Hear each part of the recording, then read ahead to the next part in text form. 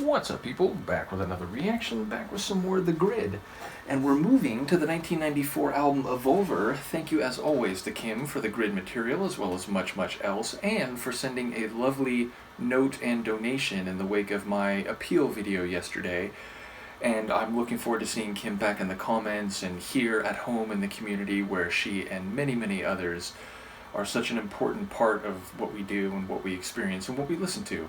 So the first track on Evolver is Wake Up, which incidentally is the name of a really good hardcore track back from the 90s, but just looking at the title, the idea of waking up can be, about intensity, about, needing to be ready, needing to have energy and prepared for action. It can also be about seeing things a bit more clearly and perceptively, and perhaps it's more about, a sample or some concept, not necessarily the basis for a full narrative or scene painting of lyrics, though I have found before that there are grid tracks which do have, lyrics in a proper sense, so I'm not ruling that out. But either way, let's give it a listen. This is The Grid. The track is Wake Up, and it's the opening tune on Evolver, 1994.